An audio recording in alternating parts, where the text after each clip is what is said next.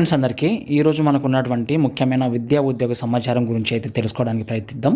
ఇందులో ముఖ్యంగా మనకి ఎక్సైజ్ శాఖలో 116 పోలీస్ పోస్టుల సంబంధించినటువంటి అప్డేటు, అదేవిధంగా త్వరలో హోంగార్డు రిక్రూట్మెంట్ చేయండి అని చెప్పి కూడా మన సీఎం రేవంత్ రెడ్డి గారు అయితే ఆదేశించడం జరిగింది. దీనికి సంబంధించిన క్లియర్ కట్ అప్డేట్ అయితే చూసుకుందాం. ఇక్కడ మనకి హోంగార్డులను రిక్రూట్ చేయడం అని చెప్పి మనకి అధికారులను సూచిస్తున్నటువంటి సీఎం రేవంత్ రెడ్డి గారు ఇక్కడ కమాండ్ కంట్రోల్లో సెంటర్గా విపత్తు నిర్వహణ, ఓఆర్ఆర్లో లోపల ఉన్నటువంటి సీసీటీవీలన్నీ అనుసంధానం చేయండి, ట్రాఫిక్ సమస్యను ముందే తెలుసుకోండి, ఆ సమాచారాన్ని ప్రజలకు చేరవేయండి, వర్షాకాలం నేపథ్యంలో సమస్యలపై స్పెషల్ ఫోకస్, అధికారులకు సీఎం రేవంత్ రెడ్డి ఆదేశాలని చెప్పి ఇక్కడ మనకి క్లియర్గా అయితే ఇవ్వడం జరిగింది.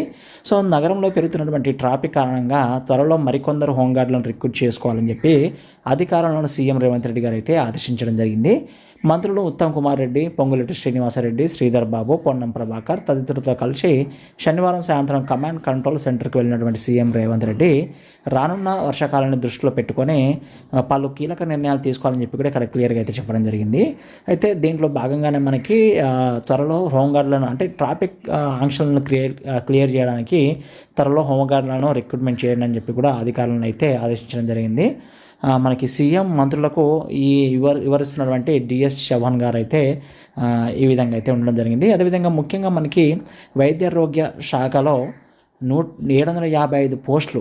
సో దీంట్లో భాగంగా చూసుకుంటే 531 సివిల్ అసిస్టెంట్ సర్జన్ పోస్టులు, 193 ల్యాబ్ టెక్నీషియన్, అదేవిధంగా 31 నర్సింగ్ పోస్టులని దీనికి సంబంధించిన అప్డేట్ అయితే రావడం జరిగింది.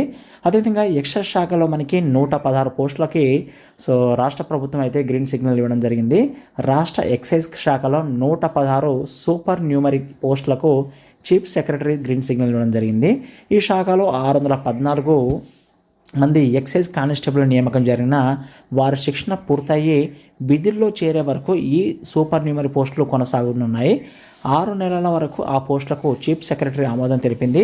ఆ తర్వాత పరిస్థితిని సమీక్షించి వీరి పదవీ కాలాన్ని ఇంకెంతకాలం కొనసాగించాలనే దానిపై స్పష్టత అయితే రావడం జరిగింది. ప్రస్తుతం ఉన్నటువంటి అంచనాల ప్రకారం 6 నెలల వ్యవధిలో శిక్షణ పూర్తి చేసుకున్న ఎక్సైజ్ కానిస్టేబుల్లో విధుల్లో చేరుతారనే అభిప్రాయం వ్యక్తమవుతున్నది. సో అప్పటి వరకు శిక్షణలో ఉన్నటువంటి కానిస్టేబుల్, సూపర్ న్యూమరీ పోస్టులలో ఉన్న సిబ్బంది జీతాలను అందుకుంటారని సిఎస్ అయితే వివరించారు. వారి పే స్కేల్ను కూడా ఫిక్స్ చేశారు. సూపర్ న్యూమరీ పోస్టులకు 6 నెలల పాటు ఈ వ్యవస్థలో అంటే కొనసాగించాల్సి ఉంటుంది.